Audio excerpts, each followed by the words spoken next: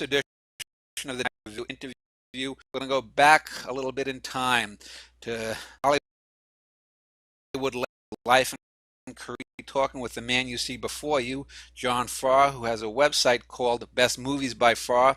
And after we get talking of the life and career of Bogey, we will talk with John Farr about his life and career in cinema and cinema criticism. And that'll be coming up next. Well, John Farr, I want to welcome you to this edition. And for those people who may not have heard of your website, Best Movies by Farr, why don't you tell a little bit about what the website's about, and we'll get into it a little bit deeper, but just a brief introduction, and then we'll talk about the life and career of Humphrey Bogart. Okay, thanks, Dan.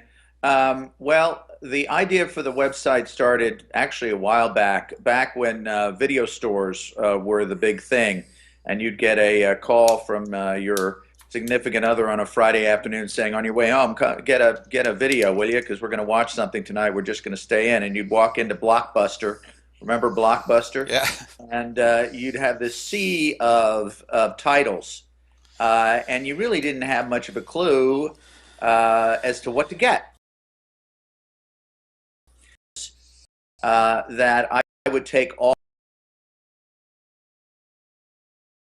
the best streaming and put them in one place to be sort of a quick filter to help people who wanted to watch a great movie find that great movie quicker.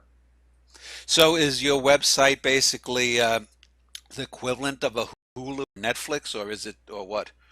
Well, the Hulu and Netflix are terrific, but they're not really curated by a human being.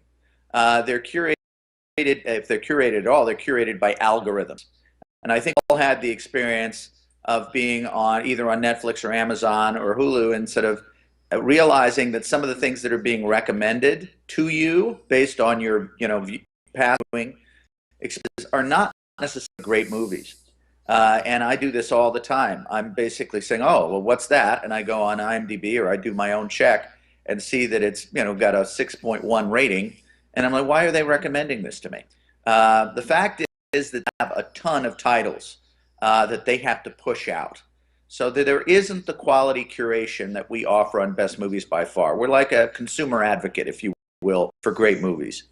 Okay, so basically, you don't host the movies. You're not like Netflix, where people, or there's a movie called Fandor that has like a lot of Yeah. popular foreign films. You're not hosting the movies yourself. You're basically just giving recommendations. Giving recommendations, but importantly, we do offer one-click access Okay. to stream these movies. So it's just one click away from Netflix or Hulu or Amazon. So you have I would assume then you have some kind of like deal, like however many people come through your portal, you get some money from these Yeah. organizations. Okay.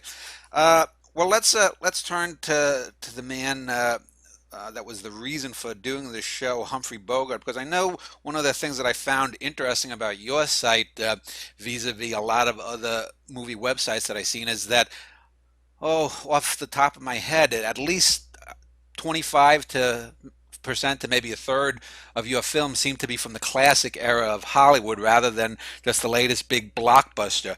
Yeah. And in that vein, a lot of them are the old black and white Hollywood classics, also some foreign films. And Humphrey Bogart himself, again, I think he was voted the AFI's greatest star of the 20th century 10, 15 years ago when they were doing all those millennial lists. So let's talk a little bit about Bogart. How did you become a Bogart fan, or did you grow up on it, or was he your favorite star, your favorite tough guy when you were growing up? Yeah, he was one of them. Yeah, Basically, I was one of those kids who I grew up in New York City, just like Bogey, yeah. and I went to private school, just like Bogey. And in fact, he went to Trinity School, and I went to Browning, and they were sort of competitive schools. I didn't know any of that Yeah. at the time, but I would come back from school when I was, 8, 10 years old, and I would turn on what was then called the 4:30 movie Yeah. in New York City, and I would watch, Cagney, Bogart, Spencer stars in these amazing movies. So my grounding in film was in the classic era of Hollywood. Yeah. You had these amazing stars, and you had great stories and great scripts, and that's how I discovered Bogart. Yeah, I know. When you brought mentioned that, I remember the 4:30 movie when I was a kid growing up in the 70s. Da da da da da da da da Yeah, da da. that's And then it. I remember there was also the $1 Million movie on Channel Yes, 9 Channel WOR, 9, which and that had the was Sarah theme from Gone with the Wind. right. And then I also remember late night there was Creature Feature with like a six-fingered clay hand. No, that was. No, that was Chiller Theater was the six-fingered clay hand, and then Creature Feature had mostly all the Universal old stuff. So Yes, yeah, I and remember had as a kid growing up. the Yeah, mask in the beginning that turned different colors. It was yeah, well, yeah, we were watching all the same stuff, Dan. yeah. But those movies, those classics, be they from MGM or Warner Brothers, where Bogart spent most of his career, uh, formed me. And then when I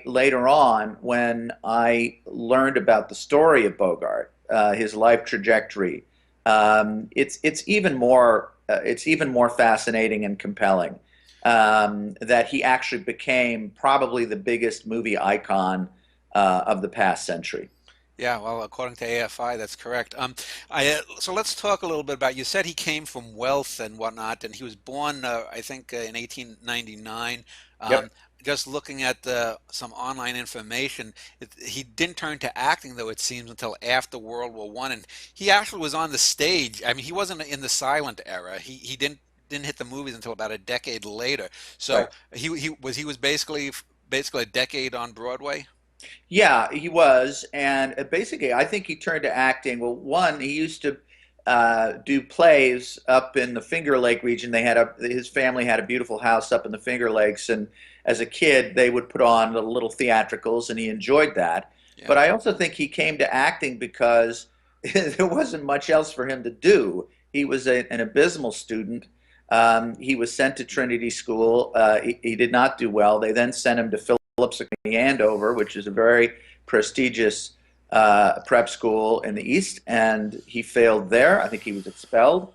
I think they even managed to get him into Yale for about 10 minutes before he was expelled.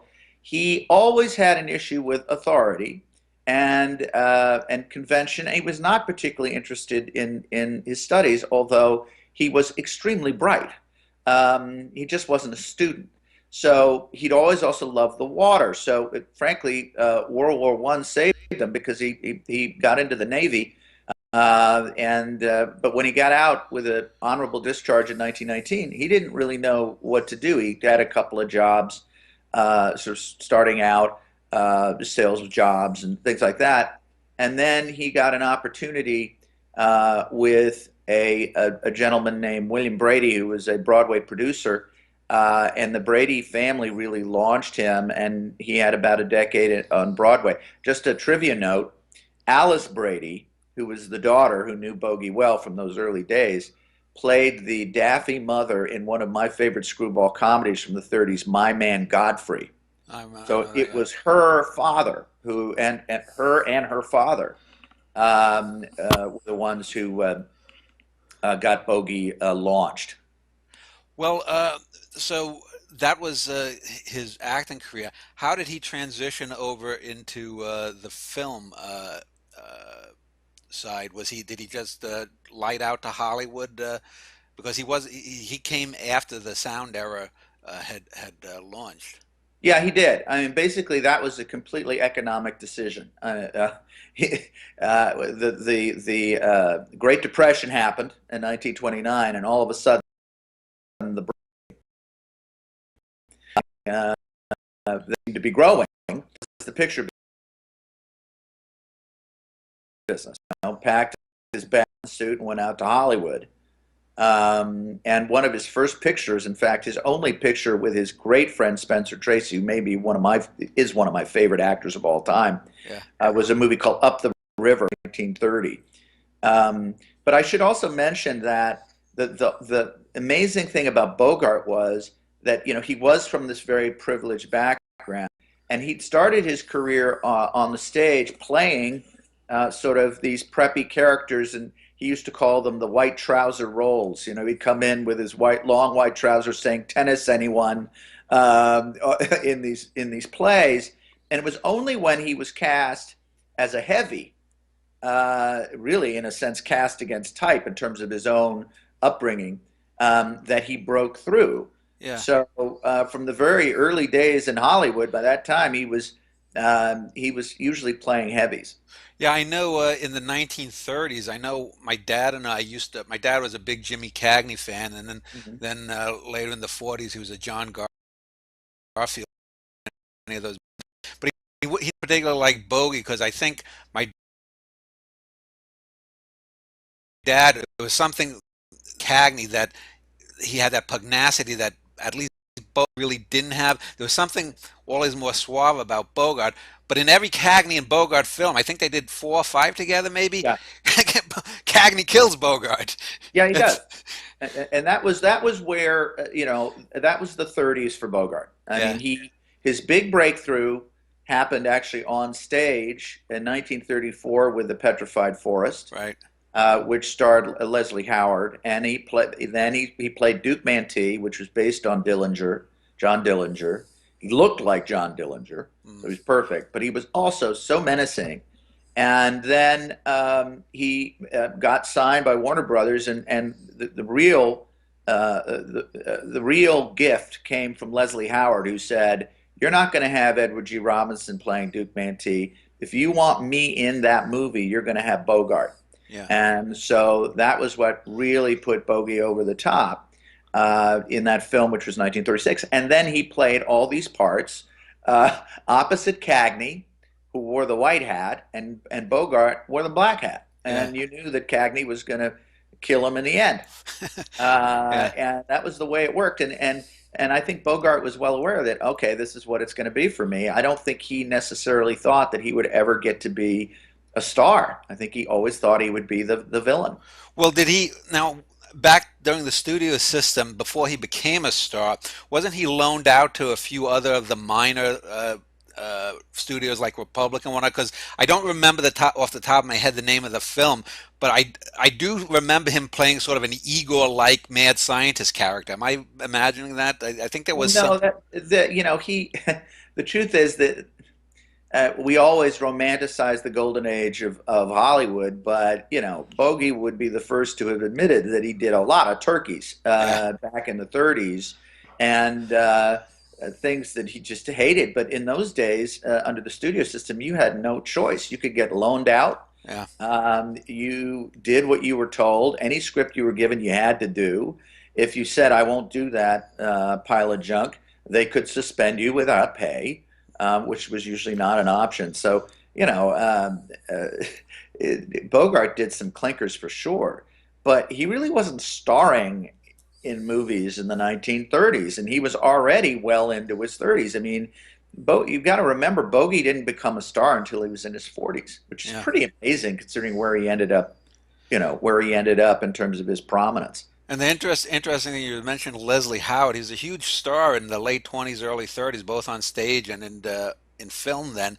And yet, if you look back at it, I mean, I mean, yeah, he's still people, someone like you or I would recognize the name, but I don't think Leslie Howard was on the list of greatest Hollywood stars too. So it's No. kind of ironic that Bogart, who, for the 20th century was considered at least the greatest Hollywood star, if not internationally, uh, got his break because of the good graces and of a guy who is, not too well known today.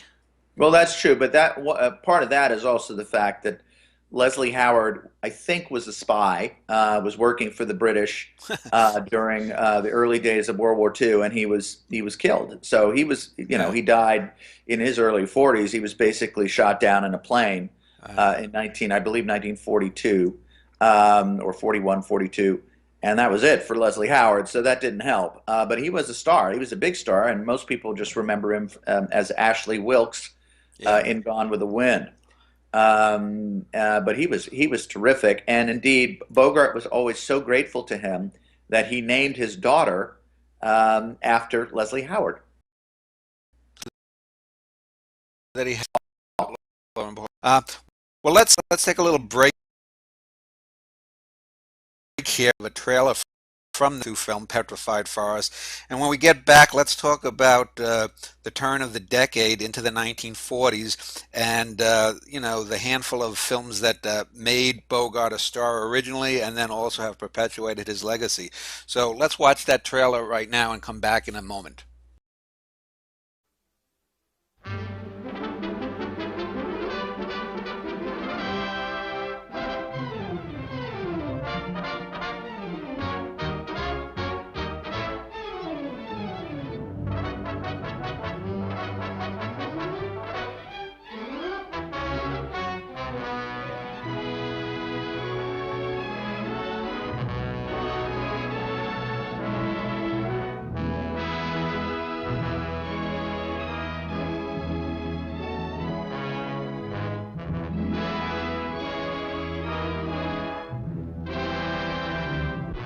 On the edge of the American desert lies a forest turned to stone, the Petrified Forest. Grim, silent, mysterious. Here in a lonely desert tavern, fate draws together a strange company. Alan Squire, a vagabond adventurer running away from his past. Gabrielle Maple, a beautiful girl weary of the desert solitude, eager to escape with the first man who comes her way. Bose Hammond, an ex-football hero down on his luck. Paul Chisholm, multimillionaire banker vacationing with his disillusioned young wife, Dorothy. Gramp Maple, a sly old reprobate. And Duke Mentee, vicious leader of a notorious band of gunmen, hiding out after a gang massacre. In the short space of 24 eventful hours, these characters live a lifetime of romance, adventure, terror, and tragedy. It's one of the most unusual stories ever brought to the screen, The Petrified Forest. Well, if you must know, I'll tell you the extent of my pride. Gabrielle gave me this dollar. You did? It's none of your business. Would you like to know what she was going to give me when those rats showed up? Would you like to know? Well, speaking of rats, of all the low, slimy, stinky... Now, Gabrielle, now, you mustn't blame Bose. You must remember he's a man of muscle. He's suffering from the pangs of frustration. I said you were a dirty low... I'm sorry, Gabby. I didn't mean it. Honest, I didn't. They've got me absolutely crazy mad with all those guns staring me in the face. Shut up, Bose.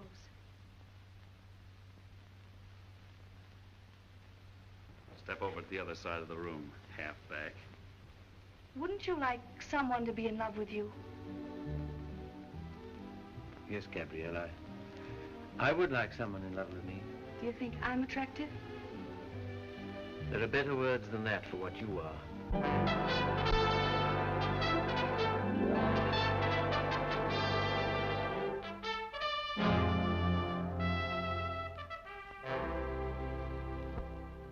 Do you mind if I speak up, my dear? Perhaps I could tell you some things that... What do you know about me? I don't know about you, my dear. But I do know what it means to repress yourself and starve yourself. What were you saying? I'm telling you for your own good, Mantee. They know where you're heading. They picked up your trail. And they'll get you. What's the matter with you, Duke? Do something! Shut up! Shut up! Give me time to think! No, Duke, you want revenge, don't you? You want to go out of your way again to get that blonde who snitched. Well, don't do it, Duke. She has snitched. Come on, Duke! I told you to shut You up. know they're going to get you anyway. You're obsolete, Duke, like me. You've got to die. Well, then die for freedom. That's worth it. Don't give up your life for anything so cheap and unsatisfactory as revenge.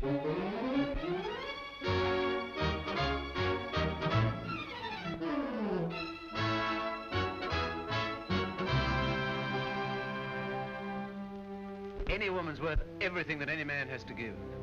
Anguish, ecstasy, faith, jealousy, love, hatred, life or death. Sometimes I feel as if I was sparkling all over, and I want to go out and do something absolutely crazy and marvelous. Just keep in mind that I and the boys is candidates for hanging. And the first time any one of you makes a wrong move, I'm going to kill the whole lot of you.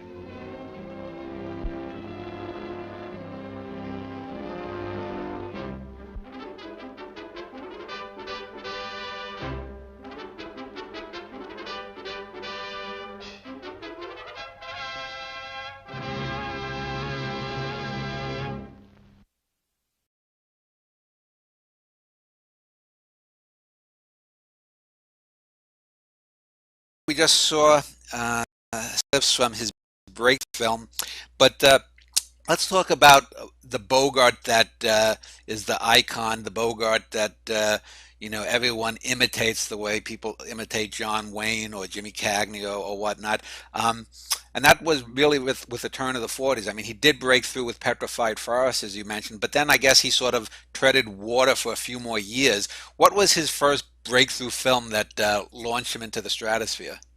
Well, there were two.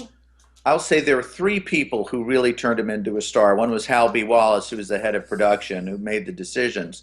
But it was also George Raft, another actor who was almost forgotten today, but was a huge star at Warner Brothers in the late 30s, early 40s.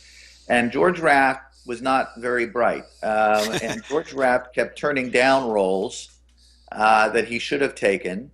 That gave a Bogart an opening.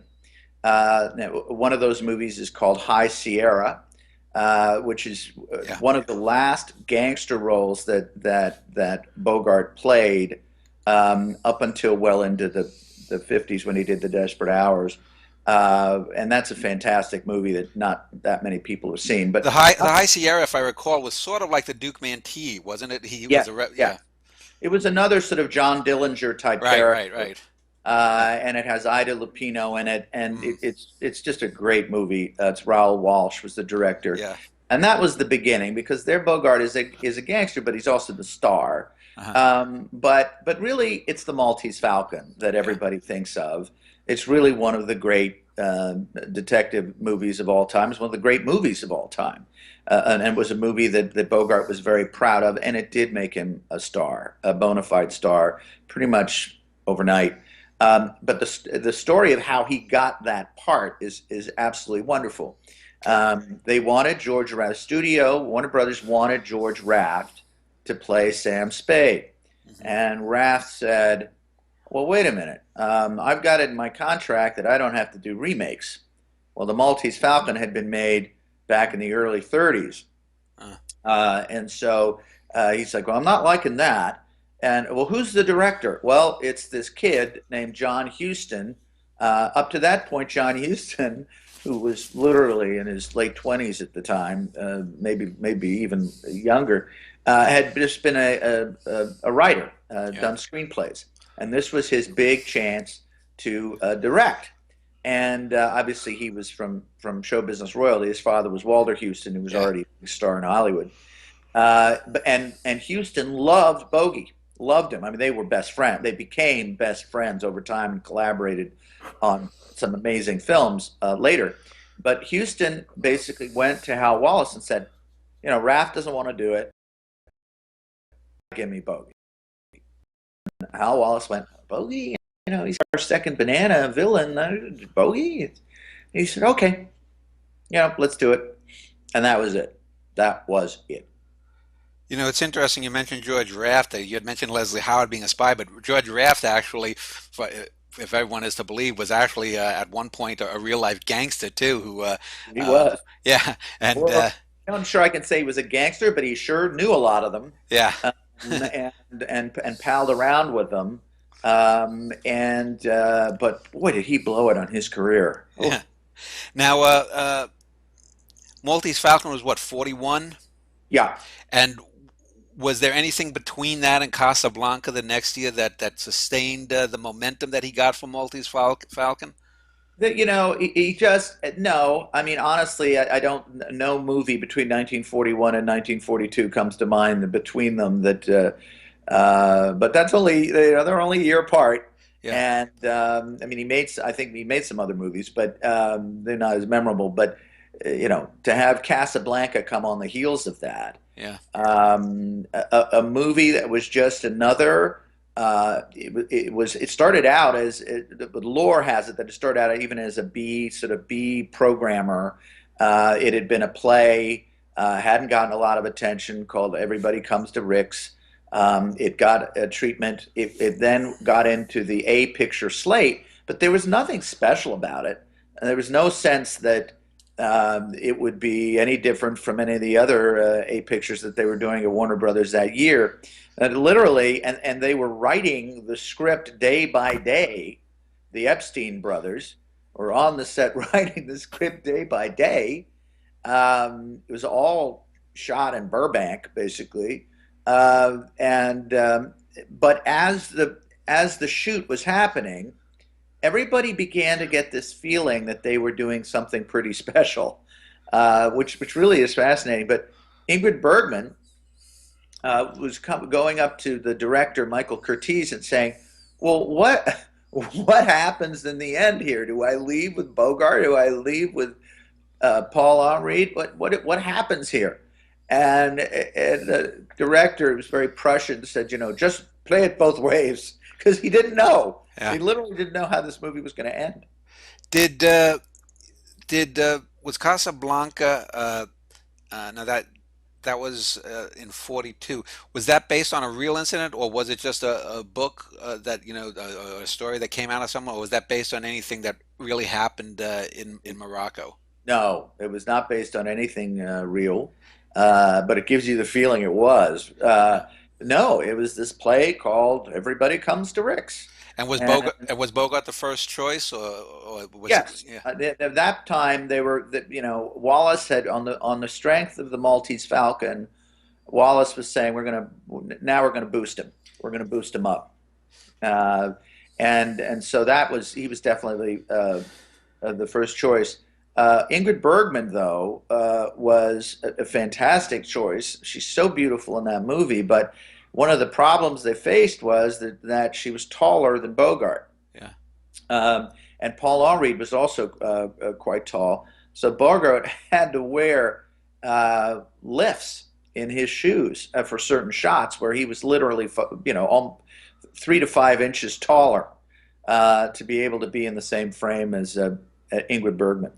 Now, was that her first film? Because she had worked in Scandinavia before that, but this was her first American film, No, wasn't it? she'd come over and she'd done intermezzo Okay. for Selznick, and she was a rising star by that point.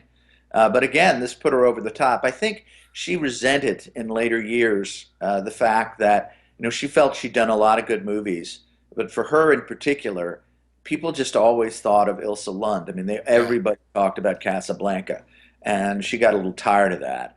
But well, that's a nice problem to have. Yeah, I know But it's because then when she a decade later when she was married to Roberto Rossellini, she was doing all of these sort of arty films. I know I've read about that how she thought, and I would agree. I think Casablanca is a terrific melodrama, but compared to say the films of an Ingmar Bergman or a Fellini, I don't think it's high art. I think it's a good melodrama. I enjoy melodrama for what it is, but I would not put, for example, I wouldn't put it on a par with say Citizen Kane, which is pure art. But I think it is a terrific melody. I know I read that in looking up that the famous scene at the end with the aeroplane was actually shot with midgets and yes, uh, yeah, uh, because they couldn't fit on the studio lot, they couldn't fit a real plane, so they brought in like a plane that was a third the size, and they put midgets in the background to make it to get the perspective. Are there any other stories like that about that film or anything else like that? well, I mean, it just gives you a sense of that's such a perfect example of why I've always been in love with the studio system in the golden era of Hollywood because they did things like that. They were inventive. They couldn't rely on big budgets. They couldn't rely on computer generated effects Yeah. to do the job for them. They had to get creative. And so it's an absolutely wonderful story and completely true. So it was a model plane as well. Hmm. I can't think of any other stories in terms of how the film was shot that was that is that good. However, just the fact that that movie gives you such a sense of being in a foreign land, and that it was all shot in Hollywood. There was one exterior scene, I think, that was where the airplane arrives and Major Strasser comes off the plane. That was shot at Burbank Airport. But other than that, it's all shot on a studio lot. And if you look at the film today, and I have to say that I do think Casablanca is a work of art, Yeah. because the more you watch that film, the more you realize that it's the one film that I can say there's just nothing wrong with it. There's not a false note in that whole movie. There's not a wasted shot. And every time you see it, you see something new in it. So I don't know. They did not. I agree with you in saying when you say that it's not high art in terms of what they set out to do. But I think inadvertently they actually did create high art with that movie. Well, it's also an example where that goes against the idea of the auteur theory, because basically this was a melange of, I mean, Curtiz, I don't really think you can consider him an auteur on par with some of the great Europeans or Orson Welles or whatnot. And as you said, they worked over the script relentlessly, so it wasn't like this was, something that came out of the chute. So it's, I think, one of those rare instances where, you did get a quality product from, maybe some studio suits intervening or whatnot. But in that sense, it's a rarity. But what was the next big was it Key Largo? Was that the next big Bogey vehicle? No, well, no. I mean, really, the next. I mean, those in those days, you made a lot of pictures every year. I mean, you make Yeah. 5 or 6 movies. But the next movie really to talk about is To Have and Have Not, Okay. which was 2 years later, and that has a lot of lore behind it because, of course, that was the movie that introduced Bogey to Lauren Bacall, Uh-huh. who was at that point a model, never acted in front of a camera, and was just 19 years old. Bogey was pushing 45, Uh-huh. and it's just an amazing story because Howard Hawks was the director. The story there goes that Hawks was quite a drinker.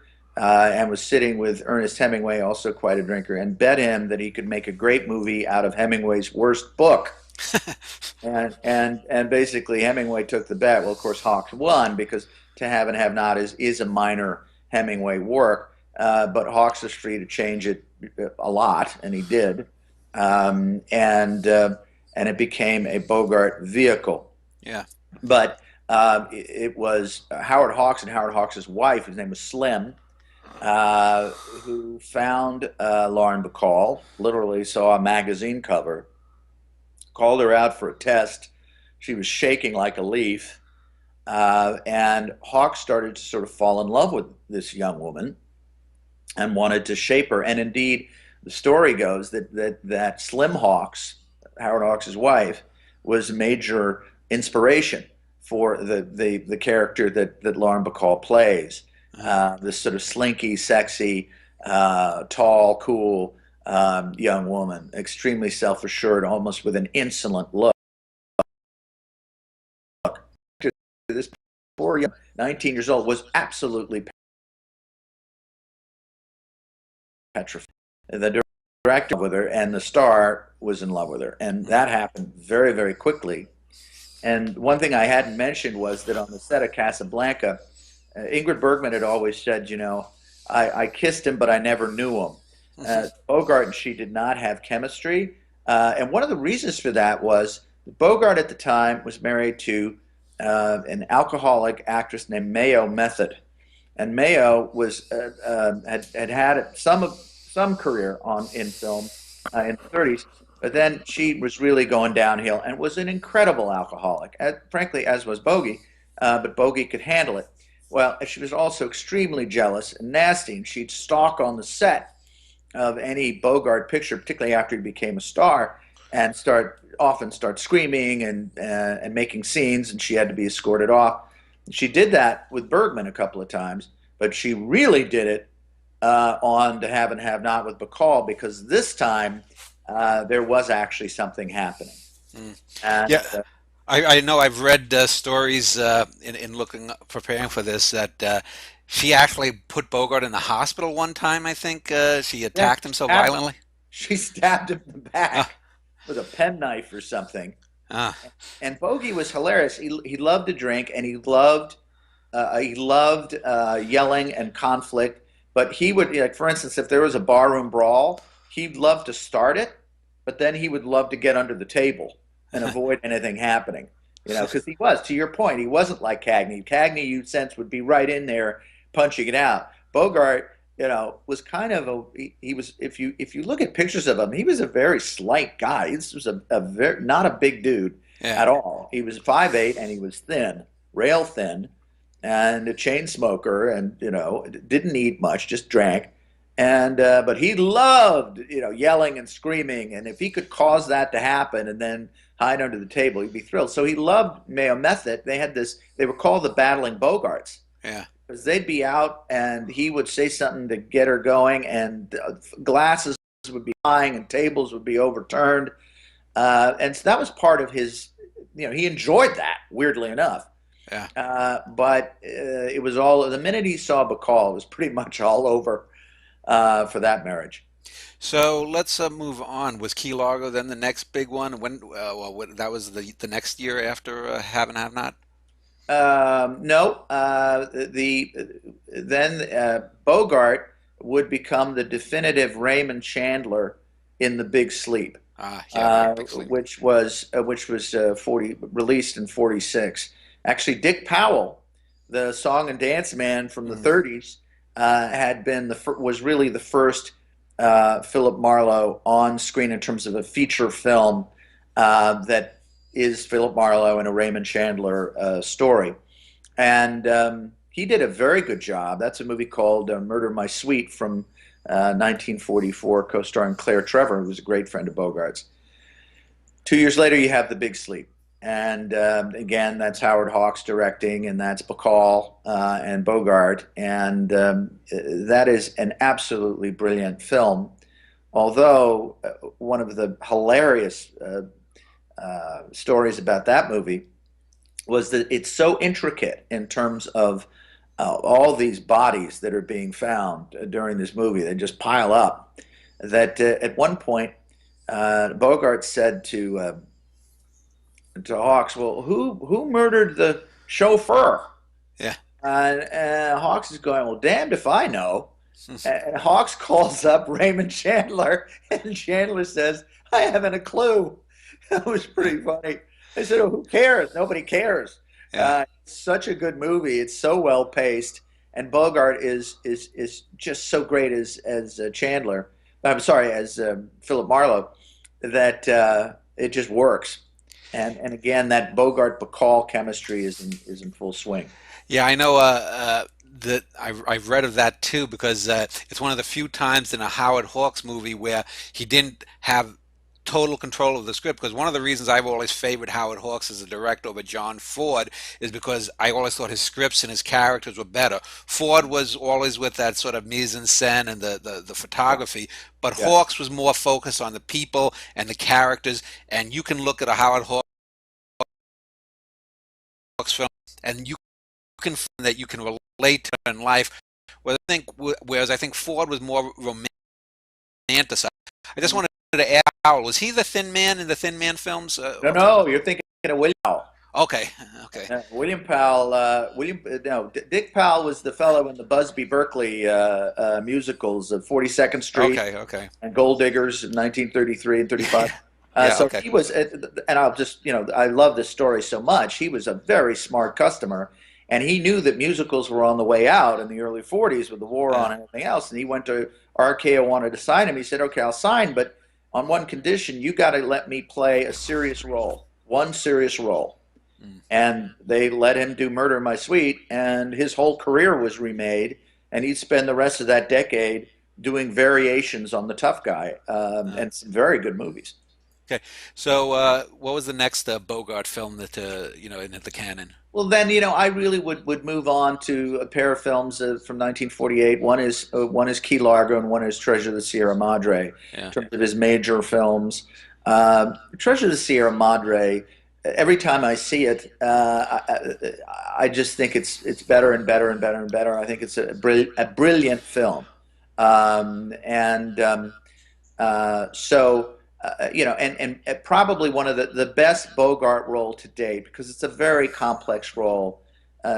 Bogart is absolutely hateful as Fred Dobbs. He's a loser. He is totally down on his luck, basically homeless.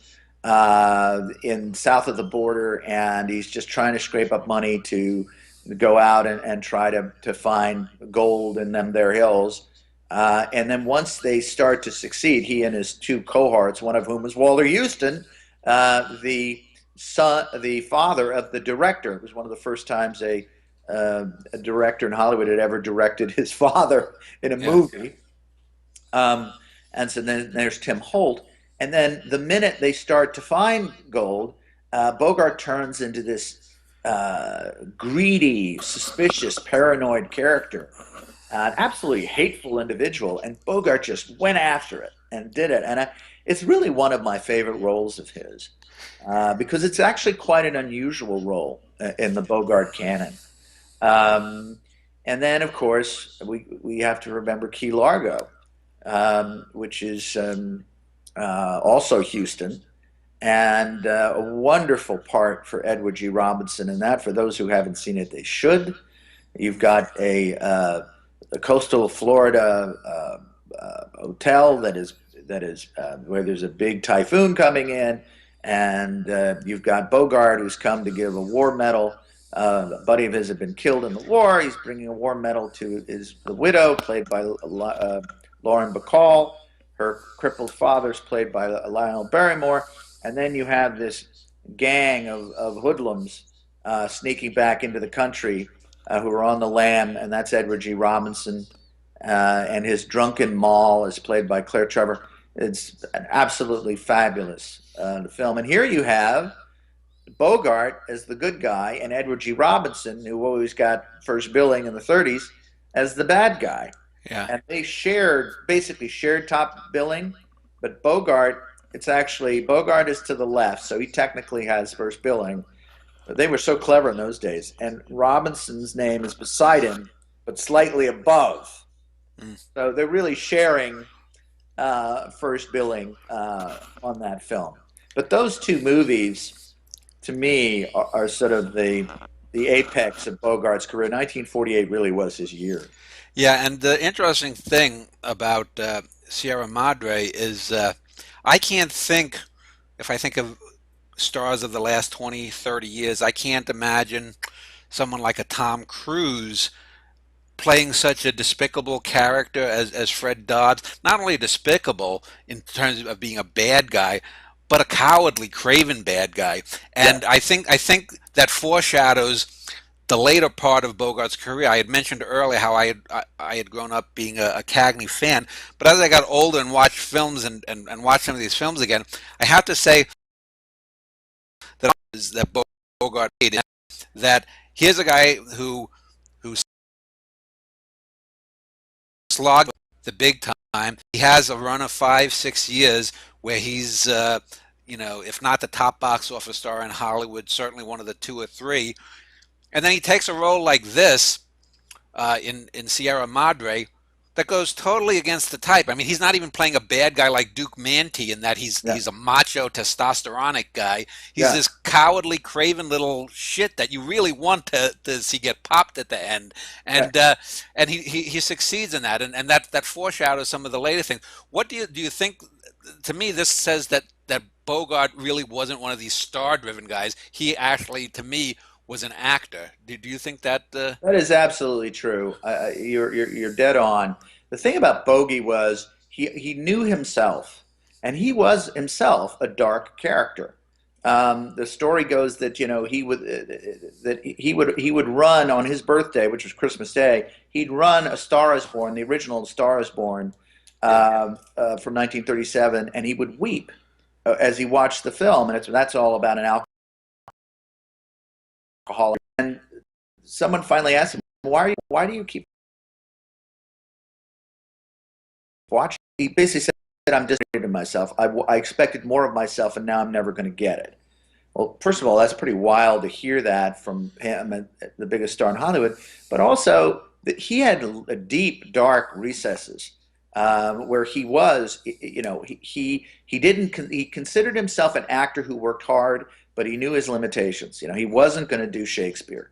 And there was a side of him that didn't mind going to those dark places. For instance, he always said, I used to be decent looking, but now I'm not. I got a lot of lines, and I've done a lot of drinking and a lot of smoking. They've given me these lines, and when I do a movie, I say, don't do anything about those lines. Don't try to hide my lines. Yeah. So he knew he had a face that had character, and he knew he had a face that betrayed pain and weakness, potentially weakness and vulnerability, and he wanted to use that. He wanted to use that. To him, that's what an actor should do. Well, And let me just ask you, John, because I know he was bald in real life. Did he ever do a role where he wasn't wearing a toupee or anything? no, he never did that. I mean, but he would go out in public sometimes without a toupee. And that was really weird. I'm not exactly sure how that happened because literally he had a full head of hair up until I think the mid 40s, and then it's like they were shampooing his hair in the studio and clumps started to come out. It could have been. He did not lead a very healthy lifestyle, as I mentioned. But his baldness happened pretty suddenly. But no, he always had a toupee, to my knowledge. Well, let's end this segment with talking about the last film that I guess would say that in his prime years, which is African Queen. And between Sierra Madre and African Queen, were there any other roles that were significant? Or if not, let's just talk a little bit about Well, African Queen. In a Lonely Place is one of my favorite sort of unsung Bogart films. That was Nicholas Ray from 1950. I love that movie. Bogey plays a screenwriter who is accused of murdering a young woman. And Gloria Graham, the great Gloria Graham, plays his neighbor who goes to bat for him and says that, witness the fact that she'd left his place and all that, and saves his bacon, and they start a romance. But over time, Gloria Graham is wondering whether or not he might really have been guilty because he's sort of this tortured guy who has fits of temper and a little bit unstable. Again, very dark character. And Louise Brooks, the great silent star who knew Bogart very well, said she thought that was the role that was closest to Bogart himself. Yeah. It is a movie that everybody should see, In a Lonely Place. But after that, there's The African Queen. Yeah. And that is a movie that, frankly, I just screened it recently for a group, and it was just so wonderful. It looks fantastic. It was Bogart's first color film. Yeah, I was going to say that, yeah. Yeah, it was Bogart's first color film, and of course John Huston wanted to do it, and John Huston wanted to work with Katharine Hepburn. Bogey and Hepburn had never worked together. That was going to be interesting, and of course Huston wanted realism, so he found this incredibly remote spot in the Belgian Congo where he wanted to shoot this thing that would make the production a lot more complicated because it was literally 2 days hike from any civilization. The most from that Hepburn, who was a fitness nut and incredibly sick, because she actually tried to drink water. And Bogart and Huston, on the other hand, were healthy and happy throughout the shoot because all that Bogey drank was scotch, and all he would eat was black beans out of a tin, or baked beans out of a tin. And he said, if a fly came along and bit either Huston or me, it dropped dead. Well, let's wrap this segment up and let's watch a clip from one of his classic films, or a trailer from The Treasure of Sierra Madre. And when we get back, we'll talk about his decline in health and death in the last few films in his career, and then his legacy. So let's take a little break and watch that.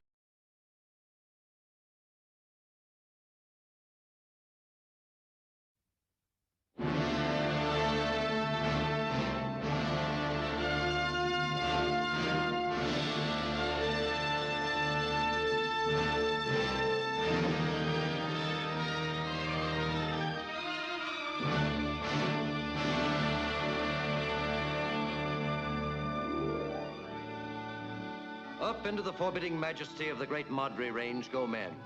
Their pasts buried in silent secrecy. Their futures hidden in the mystery of adventure. Men drawn together in their search for gold. Dog, soldier of fortune.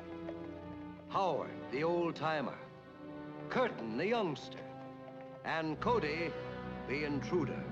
These are the men who tried to tap the treasure of the Sierra Madre. Men with an oath on their lips and muscles in their arms, but men with greed in their hearts, ready to break their backs, to sell their very souls for gold, fighting shoulder to shoulder against the forces of nature, only to find their greatest enemy is human nature. Shut your trap! Shut up, or I'll smash your head flat! Ah, throw it! Without me, you two would die here more miserable than rats. Leave him alone. Can't you see that the old man's nuts? Nuts! You're so dumb you don't even see the riches you're treading on with your own feet.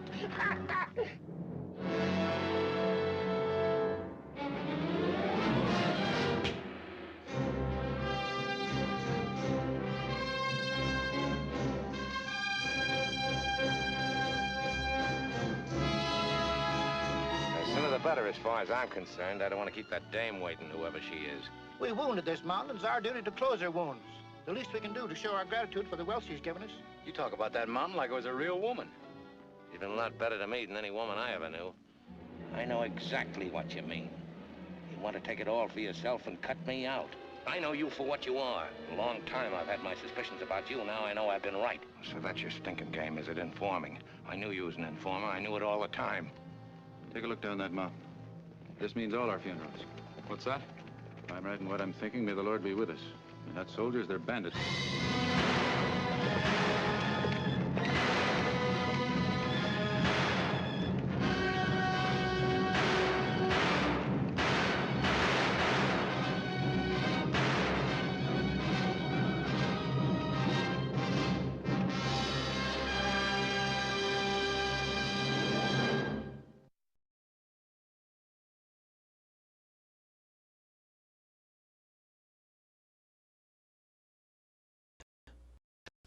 Back with John Farr, the film critic, and we're talking now about Humphrey Bogart's career, his life, and we're going to talk about his legacy. But John, you wanted to make a point about the African Queen being the only Oscar-winning role that Bogey had. Yeah, he'd been nominated for Casablanca and he hadn't won, which I still don't understand. Paul Lucas won for Watch on the Rhine, which is a good film, but not anything like Casablanca. But The African Queen was his Oscar. He was nominated a second time, and this time he won. And he'd always said to his friend Claire Trevor, who I actually knew in her later years, he said, you know, if you're going to go up there and accept an Oscar, and she won one for Key Largo, you know, just don't thank anybody. You know, all these people go up and thank people. Don't thank anybody. Say you did it all yourself. That was Bogart through and through. This contrarian spirit that he had.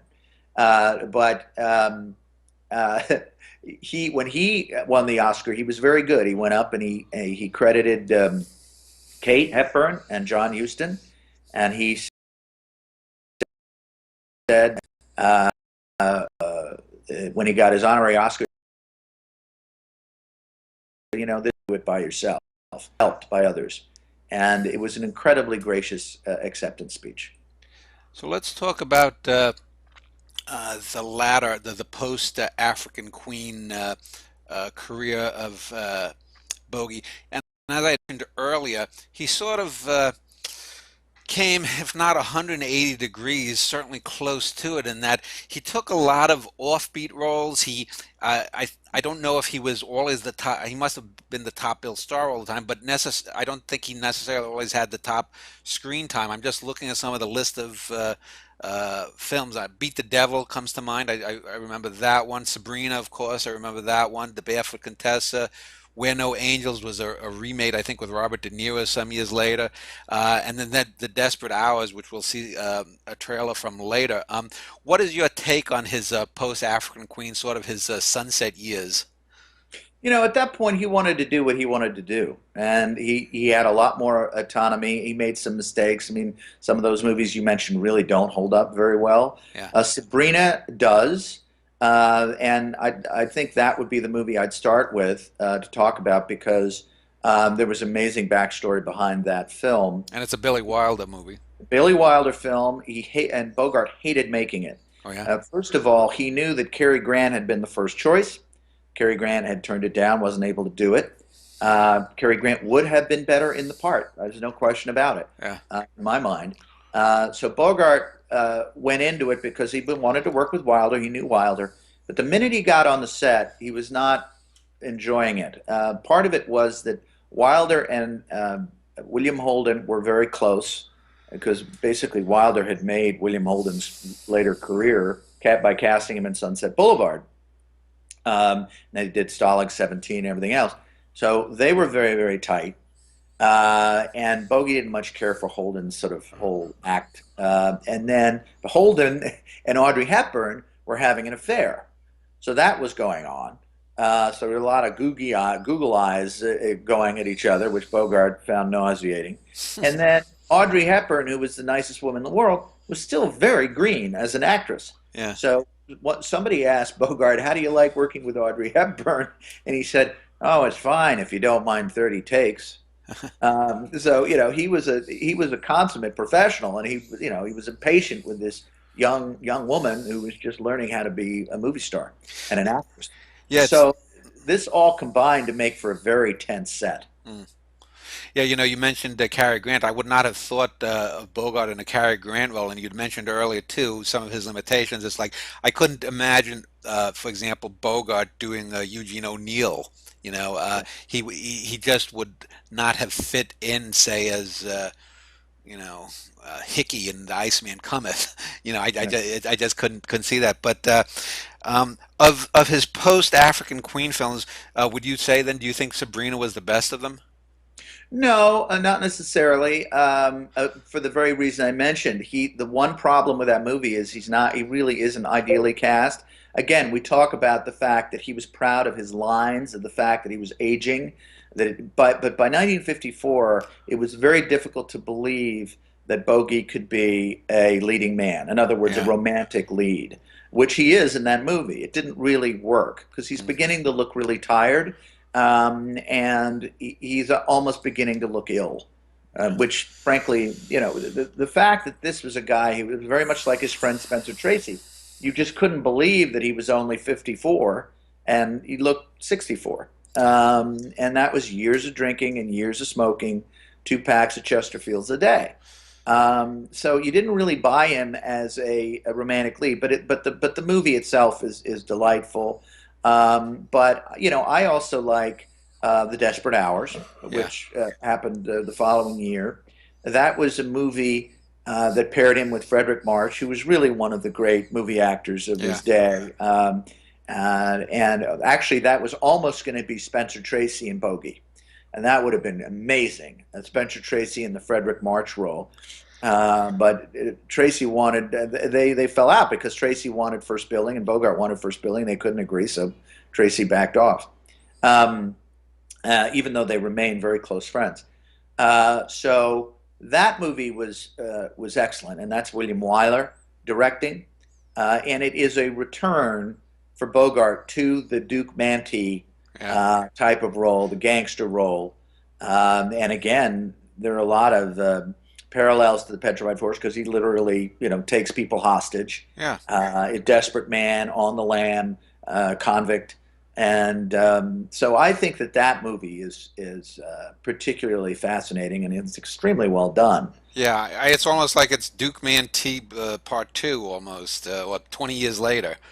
Yeah. And then I should also mention a movie he did just before that one, which is The Caine Mutiny. Now that I think about it, I think probably it would be The Caine. Not just because he got his 3rd Oscar nomination for it, but just because, again, that was a role that was perfect for Bogey, where he got to go to very deep, dark, kind of scary places, as we literally witness a great officer, a man of honor, literally descend into madness. And that's what we've seen. Anybody who hasn't seen that movie should, because the final scene in the courtroom where we realize that Bogart's character really is breaking down and going insane and is having a breakdown, is one of the great moments in Bogart's career in terms of performance. Now, Amazing film. now Bogart died, what was it, of lung cancer? He died of lung cancer. It was first diagnosed in 1956. He made one last movie, which is also excellent, that a lot of people don't know, called "The Harder They Fall," about the boxing, the corruption within the industry, loosely based on a story of a boxer named Primo Carnera.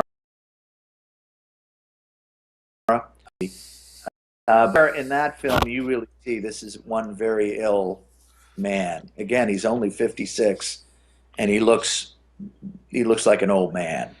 And he'd been diagnosed with esophageal cancer.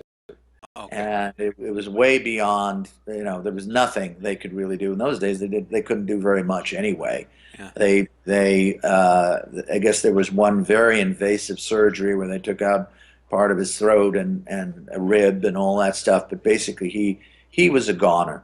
And he withdrew from the next project he wanted to do.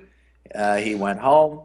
He had his treatments, but he was losing weight. If you could see the list of stars and Hollywood notables who visited him in his final months, you'd be just amazed. I mean, it's like a who's who of Hollywood royalty who came to his home in Holmby Hills and paid tribute to him. He would be put in a wheelchair towards the end. He weighed less than 100 pounds, and he'd be put in a dumbwaiter and brought down, and he'd be wheeled out, and he'd have one scotch with his friends, be it Sinatra, be it David Niven, be it Judy Garland and Sid Luft, be it Spencer Tracy and Katharine Hepburn, and he would reminisce. And then January 14th, 1957, he died. A very lovely story. The night before he died, he saw Spencer Tracy, who he just adored and adored him. And Tracy's getting up to leave, and Bogey's about 80 pounds at that point. And he puts his hand on the skeletal shoulder and he says, "Good night, Bogey." And by the way, Tracy was supposedly the one who gave him the nickname Bogey. Mm-hmm. He says, "Good night, Bogey," and Bogart looks up at him and puts his hand on Tracy's hand, over Tracy's hand, and says, "Goodbye, Spence." And it was electrifying. He was so upset, and indeed, he died the next day. And then Tracy was asked to do the eulogy, and just said, "I can't do it. It's too emotional for me." And so John Huston did the eulogy. Now you mentioned some of the people from the Rat Pack. A lot of people don't. They associate with the 60s and Frank Sinatra, but actually the term originated with Bogart, and I believe he was sort of the originator of the Hollywood Rat Pack, was he not? Yes, it was actually Betty Bacall who named it. She came in. It was just a group of Bogart and Bacall's cronies who would sit around and get plastered and at night. And they just loved, their whole purpose was to drink lots of whiskey. Yeah. That was their stated goal. And so one night Bacall came in and looked at this group and said, "You guys all look like a goddamn rat pack." And the name stuck. And Sinatra was part of it from early days. And I think Bogart was the director of publicity. And but later on, it got attached somehow to Sinatra. Yeah. And so that then became, Dean Martin and Sammy Davis and Peter Lawford. And Sinatra hated that because he knew that was not the real Rat Pack. The real Rat Pack was Bogey and Bacall and himself and a few other, probably David Niven and a few other notables. And he didn't want that name, that hallowed name, transferred to his own group. Yeah. Well, let's before we talk a little bit about his legacy of the last half century or so, let me just ask you: do you know if there was any directors or film projects that Bogart had wanted but never got to do? I mean, obviously the big one to me would be Hitchcock. Did he ever have any offers to work with Hitchcock, or do any of the classic roles? Not to my knowledge. I don't. In all the reading I've done on Bogey I don't. He was this and he didn't do it, or he wanted to do it but he wasn't able to do it. No. There may be one or two we don't know about, but I mean, frankly, the last project that he was involved with was not something that sounded particularly notable, Yeah. or I'm not even sure it got made. No, I really that wasn't. Yeah. I think that the nice thing about Bogart was that he did his best work over a 15-year period. He did some clunkers, as all actors do, but he increasingly got more independent, and he was able to do what he wanted to do. And it's pretty amazing how many great movies he made over a 10 to 15-year period. Do you think that if he had lived another 15 or 20 years as the studio system was crumbling, do you think he would have exerted more power? Was his star already on the wane by the time he was dying? Do you It's think? hard to say, because to think of Bogart living 15 or 20 more years is just a little strange, because part of his persona was the fact that this was a hard-living dude, and that he looked it. Yeah. So that part of it, part of the fact, you look at Bogart and you can see this guy's living hard and living fast. So the notion that he would have been this fellow who, like Jimmy Stewart, who lived to be 80 and go on the Tonight Show, 88 actually. It's sort of like a very strange thing to see. I don't think that his career would have gone downhill, though. I really don't, because he was unique. He was an extremely good actor, and indeed, as we'll talk later, the persona that he had, which was basically a cynic with a heart of gold underneath, is something that was very appealing and timeless, and that is why, as I know we'll discuss, his legacy persisted and indeed grew. Yeah. After his death. Well, let's talk about that. John Wayne has, Hey Pilgrim, and Jimmy Cagney has You Dirty Rat, and there was the famous the Woody Allen did it in the early '70s. The Bogey parody in one of his comedies or whatnot. What do you think contributed to the rise? Because I've read that it was in the late '60s that some film critics had sort of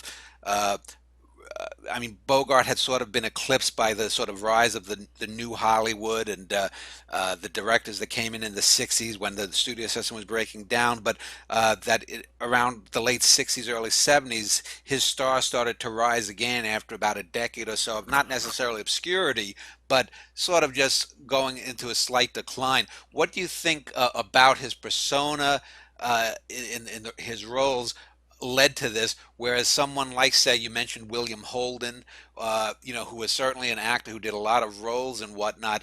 Holden hasn't had the impact. Do you think it's just one of those fluke things, or when you weigh these kinds of actors, why is a John Wayne an icon, a Bogart an icon, whereas William Holden was a star, but he's not in that league? Well, William Holden, it's a very, very good question. William Holden was a very good actor, very handsome, who could do a part well and look great on screen. He didn't have a persona. When you say what was the William Holden persona, you can't really go that deep. Yeah. Whereas with Bogart and Duke Wayne, John Wayne was brilliant because he knew what he wanted to be. He had an image in mind. It was almost like I was in advertising for many years. It's almost like a brand. Yeah. To say, okay, I'm going to be completely unique. I'm going to have my own stamp that people are either going to totally love and know and expect, or they're not, but it's going to be mine. And that was, the drawl and the way he walked, and that became uniquely John Wayne, and people loved it. Yeah, John Wayne, you could just see a silhouette of him from behind, his posture, even without cowboys, so just the way he stood. It's as iconic as Chaplin's Tramp. Exactly. And then, of course, using that, he became the symbol of America, because in the 40s, 50s, and 60s, when the people in Europe thought of America, they thought of cowboys. Yeah. So, and Westerns. And so that was what we were all known for. And so but his presence on screen helped us. It became part of the culture, the zeitgeist. And the same is true for Bogart. And really, with Bogey, it was almost just a couple of years after his death that he had this renaissance, and it started two places almost simultaneously. The first was the Brattle Theater in Cambridge, where undergraduate Harvard students went. There was some kind of I think it was Casablanca that would just be played a lot. And lo and behold, all of a sudden, all these students were coming into the theater, all these, college students who either never seen the movie or had forgotten it. And it ran for an absurd amount of time. And young people would just go and see it and see it and see it. And there became this sort of Bogart craze because he was so effortlessly cool. Yeah. The cigarette, the way he spoke, the fact he didn't care, the fact that he would look convention in the face and say, screw it, when I don't buy it. The fact he hated phonies, that was his word, he hated phonies. The fact that he was this cynic who was extremely honorable underneath.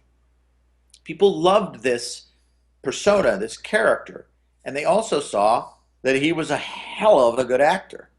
And so all of a sudden there's sort of Bogart explosion going among the young people. And then at the same time, there's Jean-Luc Godard over in Paris, and the French New Wave is coming in, and this movie called Breathless comes out with Jean-Paul Belmondo. And who does he play? He plays a Bogart fanatic. And his whole character is built around this fascination with the mystique of Humphrey Bogart. And so those two things together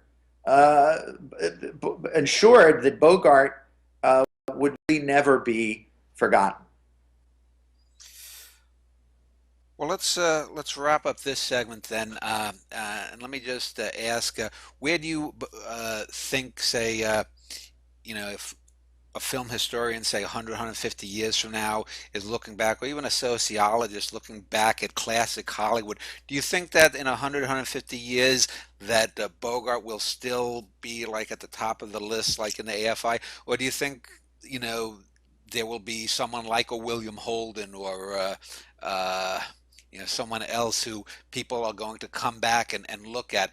Do you think that his roles have, the stamina that when people look back 20th century film, which, let's face it, for better or worse, Hollywood will be looked back as American film as the definitive 20th century film.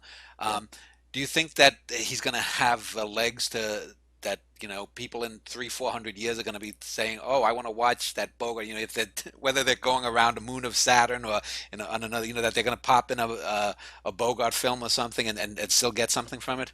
No, I want to say yes. Yeah. I mean, I'm going to say yes, and I'm also going to say I certainly hope so, because the truth is, again, as I said before, all you got to do is look at the movies, and which is what really I'm in the business of encouraging people to do.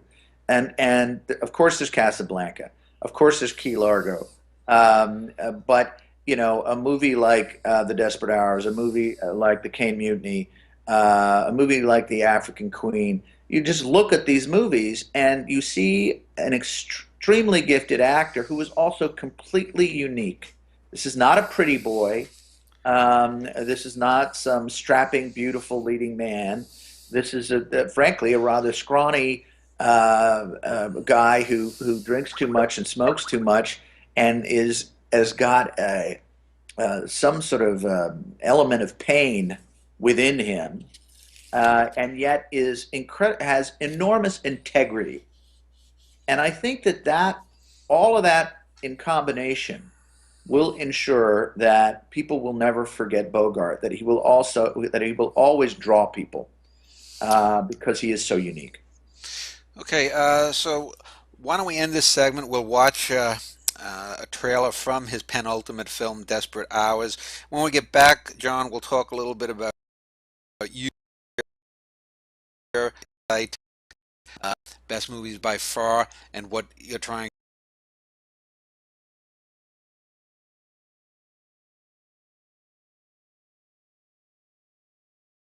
The early morning escape was cleverly masterminded by Glenn Griffin. He, his younger brother Hal, and another convict named Kobish brutally overpowered a guard and fled without arousing suspicion. Take it easy, lady. Easy, I said, easy. You scream and the kid will come home and find you in a pool of blood.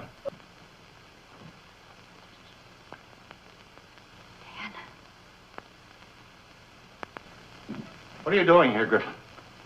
They're looking all over 5 states for you. They ain't looking here, Pop.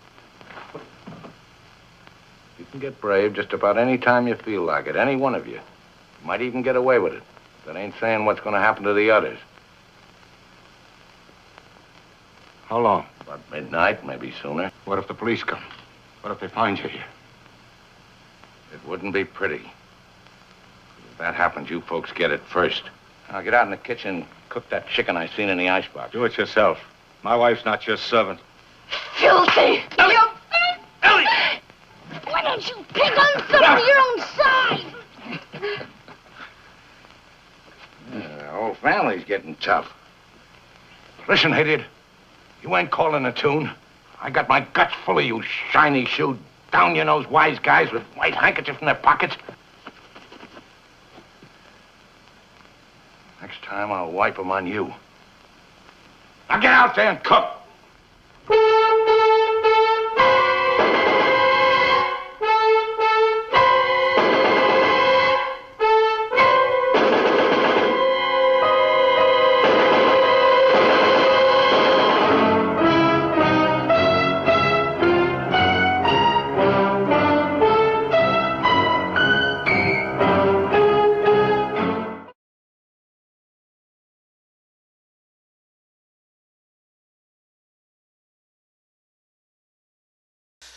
Back with John Farr, and John has a website called The Best Movies by Farr, and I will link to it underneath this video. It is www.bestmoviesbyfarr.com.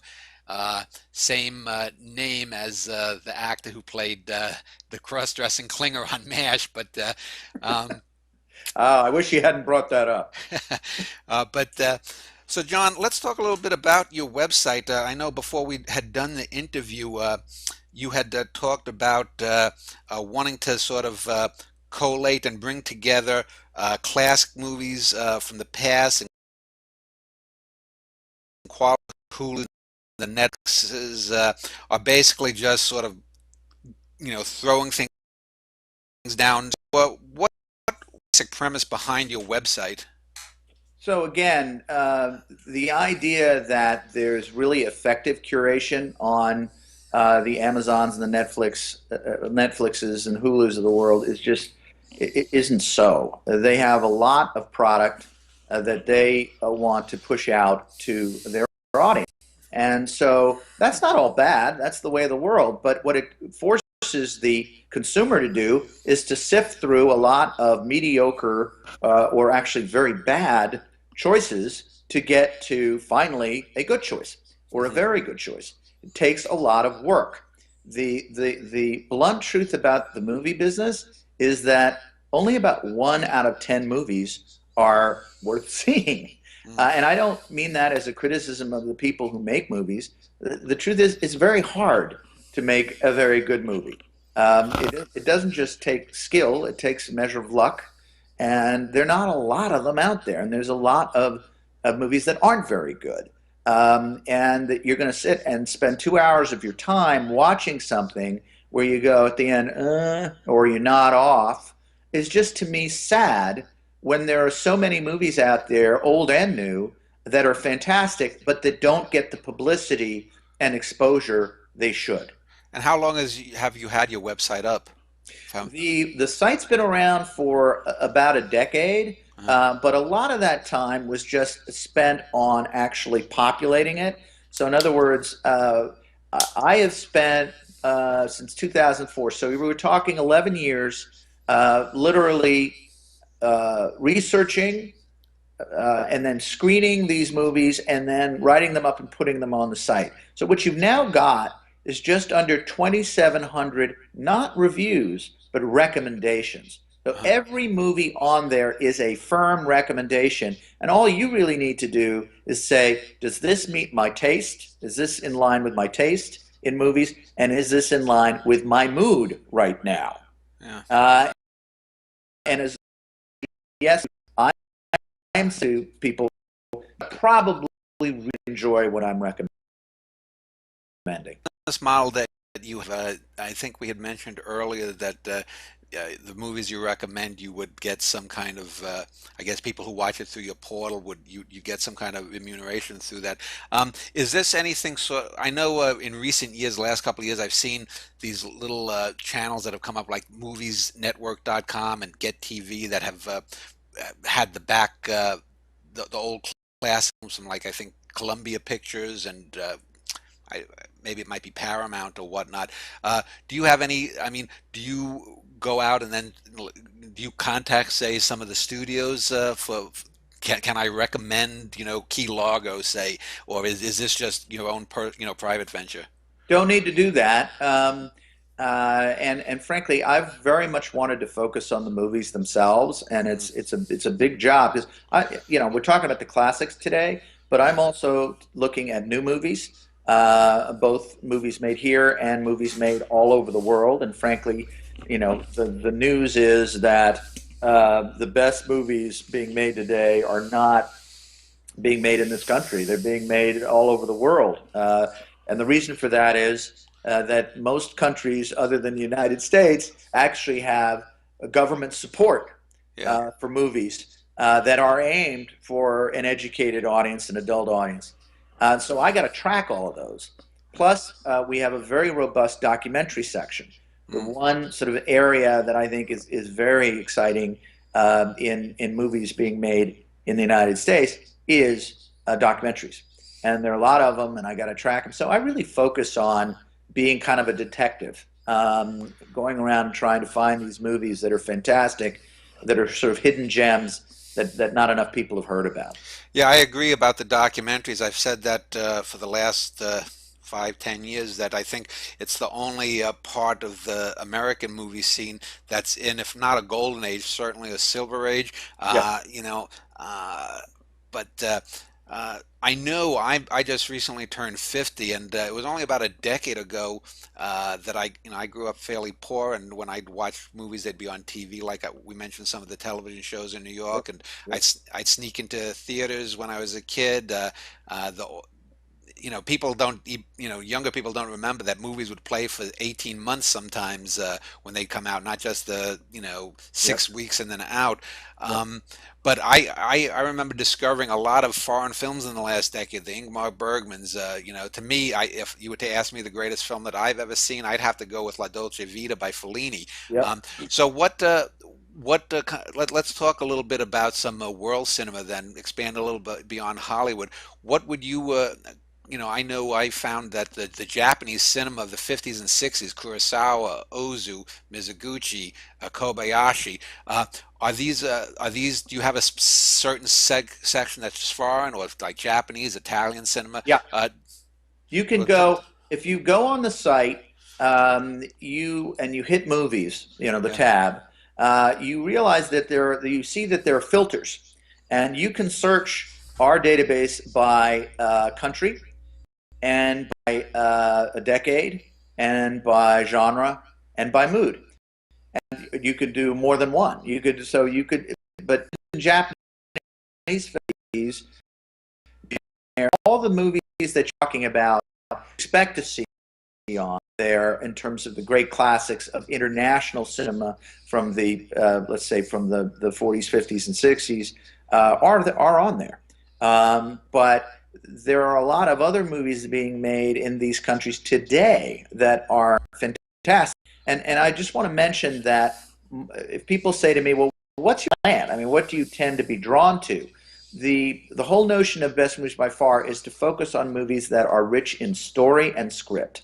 So, people say, when they see a Hollywood movie today, they say, well, Julianne Moore was very good in that movie. Well, of course, our problem today in Hollywood is not that the acting is poor. The acting is great. The problem is the scripts and Yeah. the stories that are getting made are formulaic and dumbed down.